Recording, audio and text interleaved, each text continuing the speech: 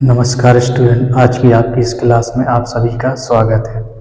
आज अपन आयनिक बंध में सहसंयोजी लक्षण के बारे में पढ़ेंगे और इससे संबंधित एक नियम है जिसको अपन फजान नियम कहते हैं, तो उसके बारे में भी अपन पढ़ेंगे। तो जो आयनिक बंध होते हैं वो पूरी तरीके से ठीक है ना, आयनिक बंध नहीं होते, उनमें क्या होता है सहसंयोजी लक्षण भी हो जाता है, आ जाता है उनमें। जितनी ज़्यादा उसमें आवेश आता आयन, ठीक है ना, या आयन बनते हैं, है ना, यानी कि धनायन और ऋणायन, ठीक है ना, तो उसके कारण क्या है उसमें सहसंयोजी लक्षण भी आ जाता है, जिसको है ना समझाने के लिए एक वैज्ञानिक थे फजान। तो उन्होंने इससे संबंधित एक नियम प्रस्तुत किया था जिसे फजान का नियम भी कहते हैं।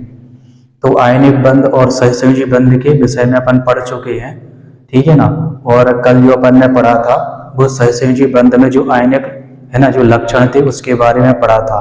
तो आज अपन को जो पढ़ना है कि आयनिक बंध में सहसंयोजी लक्षण भी होते हैं और इससे संबंध में जो फजान का नियम है उसके बारे में अपन को पढ़ना है।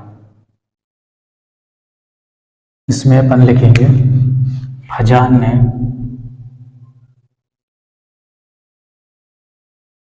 ने किसी वैद्युत संयोजक अणु में फजान ने किसी वैद्युत संयोजक अणु में, वैद्युत संयोजक या फिर आयनिक अणु में, वैद्युत संयोजक अणु में, वैद्युत संयोजक अणु में सहसंयोजक लक्षण, सहसंयोजक लक्षण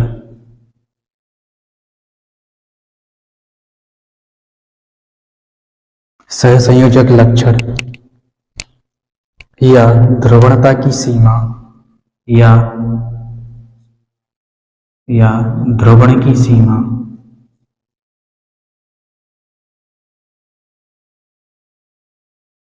या ध्रुवण की सीमा को निर्धारित करने के लिए को निर्धारित करने के लिए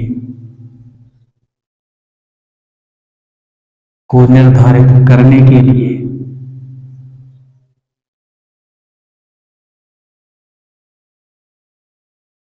निर्धारित करने के लिए कुछ नियम दिए, निर्धारित करने के लिए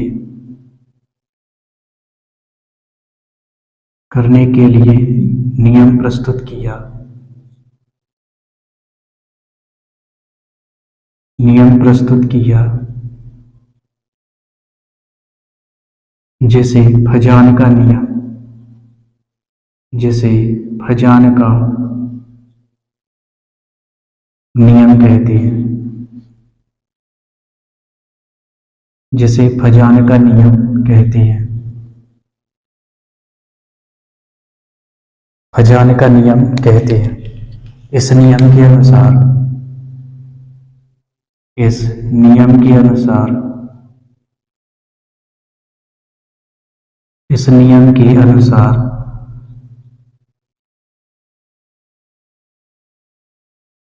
इस नियम के अनुसार इसमें पहला लिखेंगे अपन, पहला है आयनिक अणु के धनायन का आकार, आयनिक अणु के धनायन का आकार, आयनिक अणु के धनायन का आकार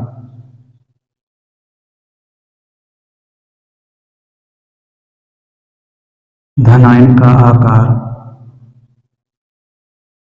जितना कम होता है, का आकार जितना कम होता है,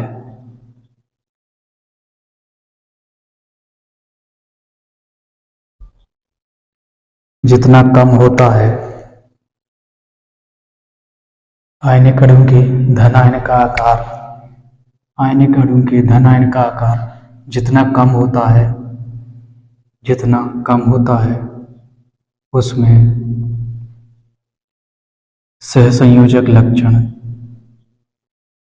उसमें सहसंयोजक लक्षण, उसमें सहसंयोजक लक्षण उतना ही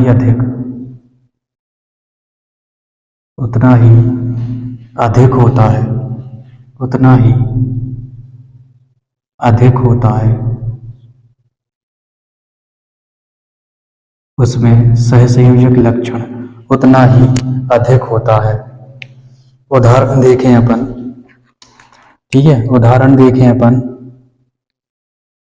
धनायन का आकार, उदाहरण देखें इसमें धनायन का आकार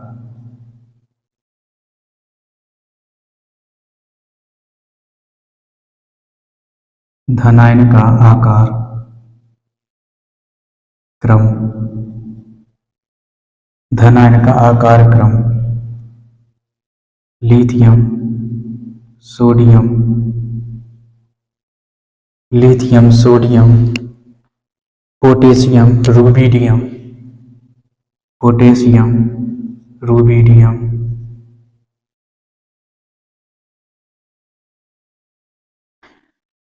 आयनिक अणु के धनायन का आकार जितना कम होता है, ठीक है, धनायन का आकार जितना कम होगा तो उसमें सहसंयोजक लक्षण उतना ही अधिक होता है। तो धनायन का आकार, तो यहाँ पे धनायन की द्रवणता क्रम या सहसंयोजक लक्षण, यदि सहसंयोजक लक्षण की बात करें, ठीक है ना, ध्रुवणता का क्रम या फिर सहसंयोजक लक्षण, तो इसमें सहसंयोजक लक्षण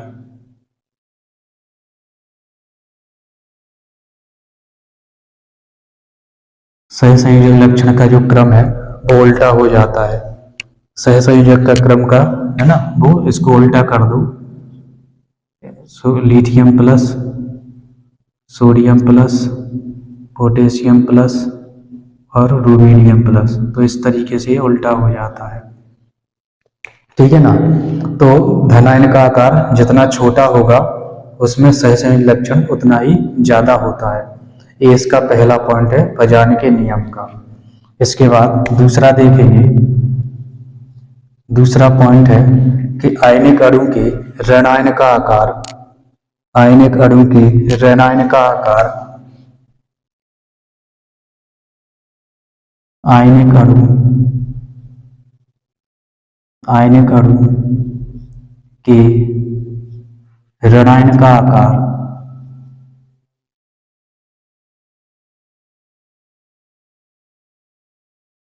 ऋणायन का आकार जितना अधिक होता है, ऋणायन का आकार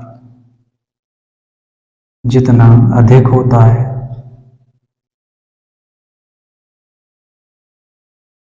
जितना अधिक होता है उसमें सहसंयोजक लक्षण, उसमें सहसंयोजक लक्षण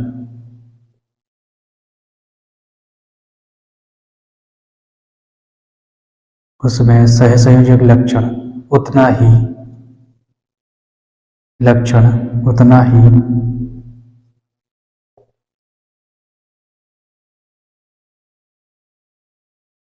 सहसंयोजक लक्षण उतना ही अधिक होता है, उतना ही अधिक होता है, उतना ही अधिक होता है। तो इसमें देखेंगे अपने एग्जाम्पल, ऋणायन का आकार, ऋणायन का आकार, ऋणायन का आकार फ्लोरीन क्लोरीन ब्रोमीन आयोडीन, ऋणायन का आकार फ्लोरीन क्लोरीन ब्रोमीन आयोडीन।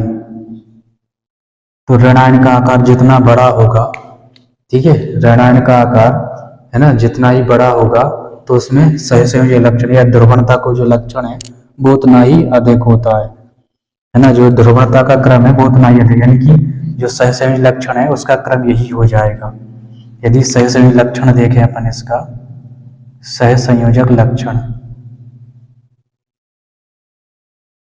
सहसंयोजक लक्षण, तो इसका जो क्रम है वो यही रहता है जो कि यहाँ पे लिखा हुआ है, यानी कि फ्लोरीन क्लोरीन ब्रोमीन और आयोडीन, तो यही क्रम बना रहता है, ठीक है ना। तो इससे पता चलता है कि यदि धनायन का आकार छोटा, यदि सहसंयोजक लक्षण अपन को चाहिए तो धनायन का आकार छोटा होना चाहिए और ऋण आयन का आकार बड़ा होना चाहिए, तो अपन को एक वैद्युत संयोजक अणु में है ना आयनिक लक्षण पता चल जाएगा, आयनिक लक्षण है ना उसमें पाया जाएगा। इसके बाद इसके 2 पॉइंट और हैं, ठीक है ना, आयन पर आवेश है ना, इसके बाद 2 पॉइंट और हैं, तो इसको है ना यहाँ पे नीचे लिखे दे रहा हूं। इसके बाद तीसरा पॉइंट है, आयनिक अणु को धनायन या ऋणायन पर, आयनिक अणु के धनायन या ऋण आयन पर जितना अधिक आवेश होता है, अणु में उतना ही अधिक सहसंयोजक लक्षण पाया जाता है। आयनिक अणु के धन आयन या ऋण आयन पर इसी से संबंधित, इसी को मिक्स करके है ना वो बनाया गया है, ठीक है। तो फिर ये अपन लिख देते हैं कि आयनिक अणु में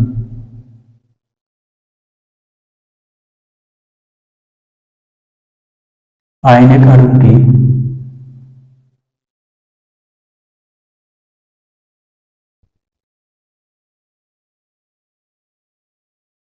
आयनिक अणु में धन आयन और ऋण आयन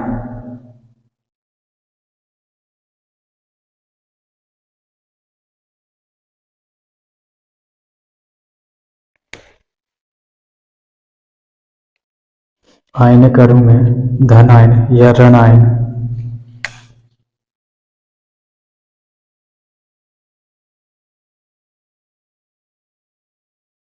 आयनिक अणु के धन आयन या ऋण आयन पर आवेश जितना अधिक होता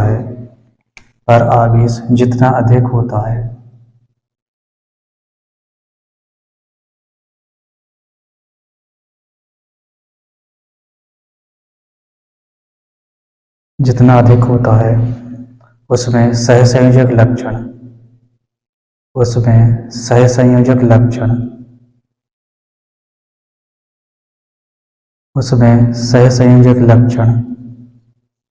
उतना ही अधिक होता है, उसमें सहसंयोजक लक्षण उतना ही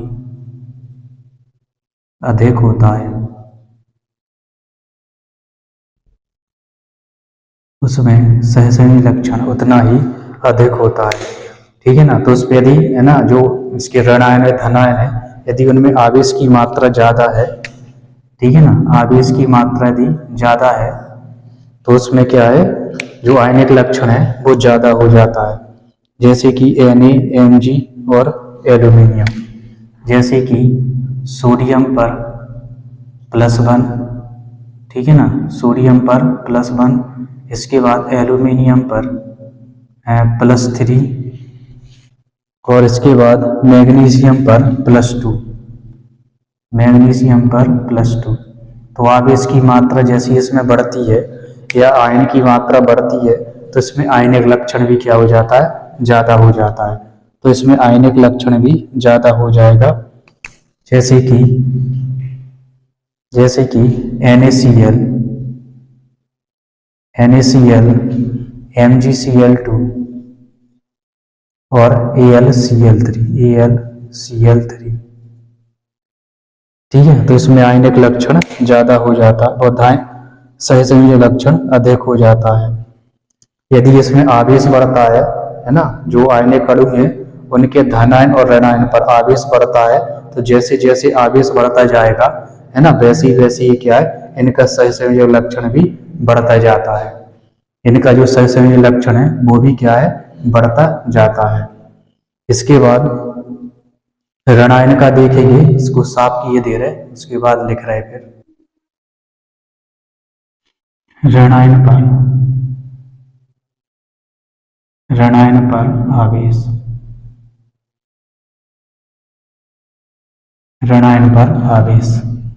Cl- S2- और P3-,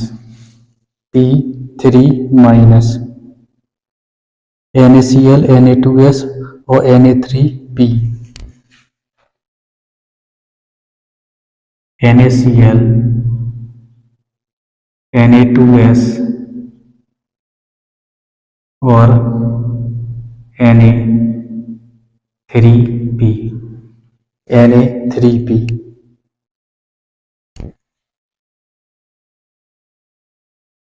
तो आयन का आकार बढ़ेगा या ऋण आयन पर जितना ज्यादा आवेश होगा, ठीक है ना, तो उसमें सहसंयोजक लक्षण उतना ही ज्यादा होता है, उसमें सहसंयोजक लक्षण उतना ही ज्यादा होता है।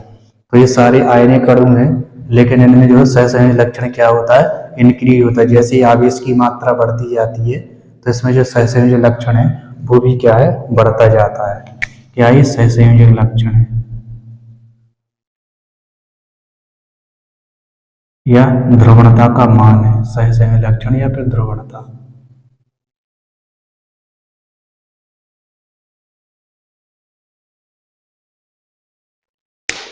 इसके बाद चौथा पॉइंट है, इसके बाद अपन चौथा पॉइंट देखते हैं। चौथा पॉइंट है अक्रिय आभासी अक्रिय युग्म विन्यास या आभासी अक्रिय विन्यास। आभासी अक्रिय धनायन का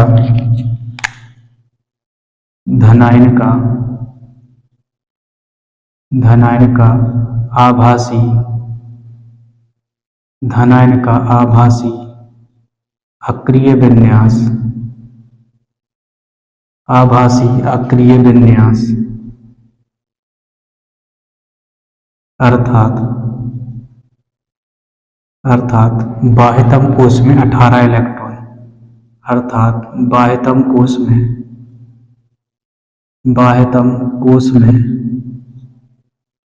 18 इलेक्ट्रॉन, बाह्यतम कोश में 18 इलेक्ट्रॉन होने पर उसमें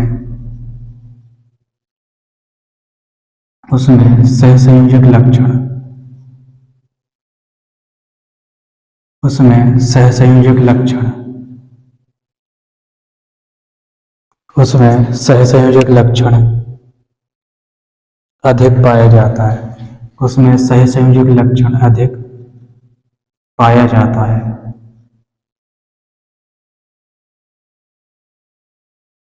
उसमें सहसंयोजक लक्षण अधिक पाया जाता है। इसमें कुछ है ना तत्व होते हैं जैसे कि Cu+, Ag+, Au+, इनमें आयनिक लक्षण, इनमें सहसंयोजक लक्षण, इनमें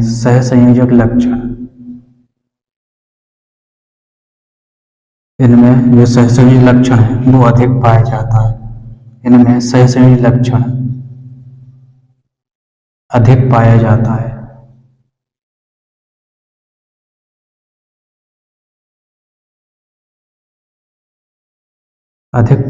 क्योंकि ये क्या है, अक्रिय आभासी अक्रिय विन्यास प्राप्त कर लेते हैं, यानी कि बाह्य कोश में 18 इलेक्ट्रॉन है ना हो जाते हैं, इसलिए क्या है, ये अधिक सहसंयोजक लक्षण प्रदर्शित करने लगते हैं। तो इस प्रकार अपन ने आज जो आयनिक अणु होते हैं, ठीक है ना, या आयनिक यौगिक है, तो उनमें जो सहसंयोजक लक्षण है ना, उससे संबंधित जो फजान का नियम है वो आज अपन ने कंप्लीट कर लिया है। और आज तक की जो क्लास है वो इतनी ही है। अब अगली क्लास में अपन जो अगला जो टॉपिक रहने वाला है वो रहेगा संयोजकता बंध सिद्धांत या VBT थ्योरी, है ना, बैलेंस बॉन्ड थ्योरी, इसके बारे में पढ़ेंगे। और इसके बाद अपन पढ़ेंगे कक्षकों का अतिव्यापन। जो कक्षक होते हैं SS, SP और PP, है ना, तो इसका जो अतिव्यापन है वो किस तरीके से होता है उसके बारे में अपन है ना अगले वीडियो में पढ़ेंगे। तो आज तक की क्लास में बस इतना ही। इसी तरीके से हंसते रहिए, खेलते रहिए, मुस्कुराते रहिए और पढ़ते रहिए। वीडियो अच्छा लगे तो अपने दोस्तों के साथ जरूर शेयर कीजिए। नमस्कार।